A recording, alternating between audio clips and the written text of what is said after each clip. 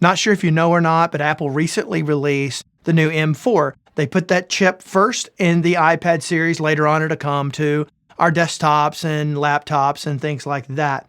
But that came out. And another thing they're bringing out, I think it's going to be made available now, which is Logic 11. So the next incarnation of Logic 11 is coming out. And so I started looking at a lot of the options that they're including in it. And then really I started to think, and I started to think long and hard. Do I like this or do I hate it? Do I think it's good for music or bad? And it's certain areas, it's a little bit conflicting. And it's really, for me, it's about what really is it likely to evolve into. And I think we can pretty much anticipate that at this point. And that is this whole AI thing. They've implemented a lot of AI, artificial intelligence, into Logic Pro 11. Now, for the record, if you already own Logic, it's a free update. If not, you can buy it. I want to think it's maybe around $300, $330, something like that, or maybe a little bit less than that. I'm not sure. It's not important. You can look that up for yourself if you're looking at getting into it. But again, another compelling reason to use Logic is if once you own it, I haven't had to pay for an update for Logic, and I can't even remember the last time I did it. And so if it's a DAW that you like using, or you think you may like using, then and you use a Mac, it's certainly compelling. So there's a lot of features in there. Of course, you get Dolby Atmos and things like that. And they've got it to where you can now mix it on a pair of AirPods. I'm going to try that. I'm kind of curious to see how that works.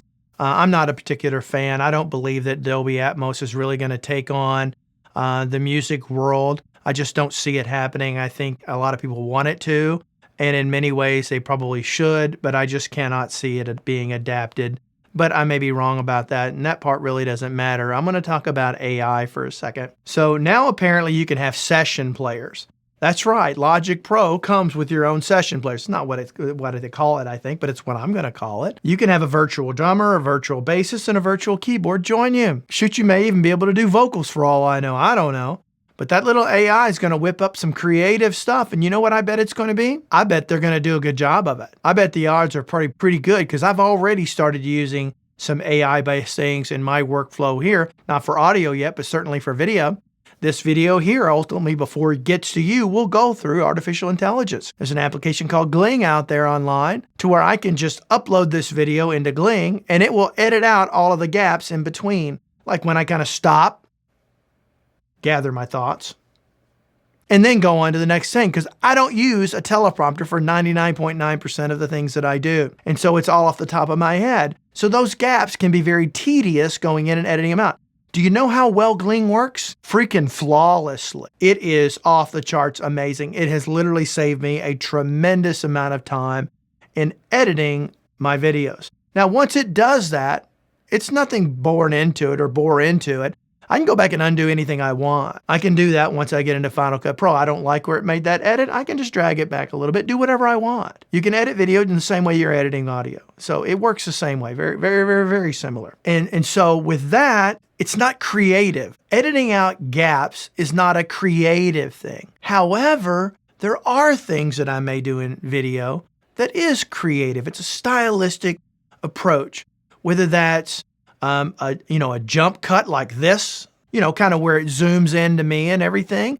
And then, I make a particular point like, hey, I can do this. This is kind of creative. You could argue it's not very creative, but it's a stylistic approach that I chose to use that it may or may not think to use, and may or think to use it and when I want it and not when I want it. And so now I'll go back. And so now you've got the broader image.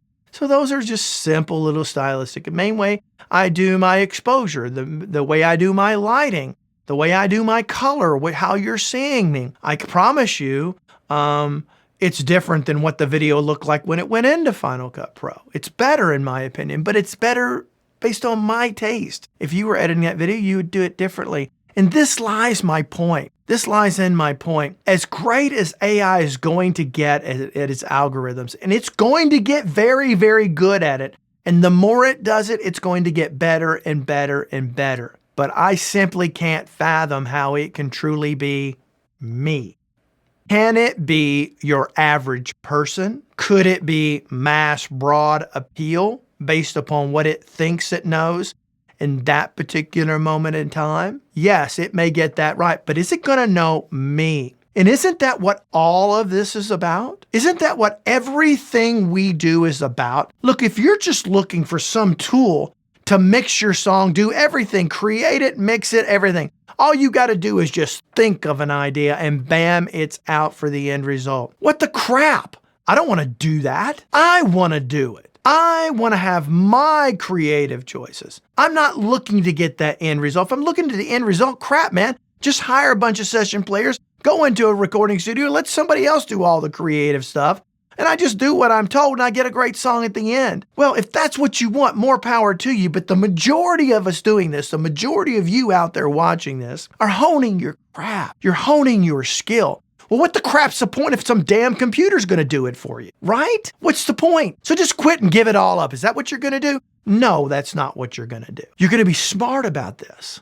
And you're really going to think about what is in your best interest. You know, the easy way is not always the best way. My mother told me every day of my life, Barry, just because you can does not mean that you should. A lot of wisdom in that. She didn't come up with that saying. It's been around for a very long time and it's said in different ways, but the meaning is the same regardless of what phraseology you put on it. Just because you can do something doesn't mean you should do it. And so and such is AI. Just because you can does not mean you always should. There are times that it will make sense, using my example of Gling. That's a utilitarian purpose that I'd rather not have to waste my time doing. I'd rather take that time and focus on more creative things, where I'm choosing to take the end result where I want it. And only I know that. And you know why? Because I change my mind. I learn, I grow from other people. So the way I do it today, if I'm still doing that same way a year from now, then I have failed in life because I have not continued to take something that I know how to do and continue to improve upon it and improve upon it and improve upon it. I live every aspect of my life that way. I'm going to be better tomorrow than I am today at everything that I do. It may be marginal, but it will be an improvement one way or the other. And if I don't, I feel like I failed myself. So AI, I guess we're going to have to wait and see because, man, it's coming at us and it's going to come at us fast and furious. With the new M4, there's a lot of AI technology in there. They've always had it, but they're really ramping that up. Prepare for the future because you know what? We're not quite sure what all this means and where it's going to take us. Do you know what? They do. They developed it 10 years ago probably. So they already know the map, but it's a foundation, a footprint that has to be in place before you can truly begin to materialize it. And we're at the beginning stages of the materialization. It's now coming at us and it's going to come fast. And we are going to be forced with having to make the decisions. Should I do it because it's easy and it gets over with? Or should I learn how to do it? And should I make the decisions for my song, not some damn computer algorithm? So if you like the things I talk about, do me a favor, leave some comments down below. Didn't mention it earlier. This is serious content for me. But hey, you need to buy some gear. This is stuff I'm going to be doing reviewing here pretty soon. I'm doing a whole series on 500 series. I've also got this Artifical audio recording interface. So far, I'm really digging that. Got a SAM audio 1178 coming in there. I'm excited about trying that out. Back over here, you can see the SSL Big 6 back over there. Working on that. Just got a couple monitors in today from IK Multimedia.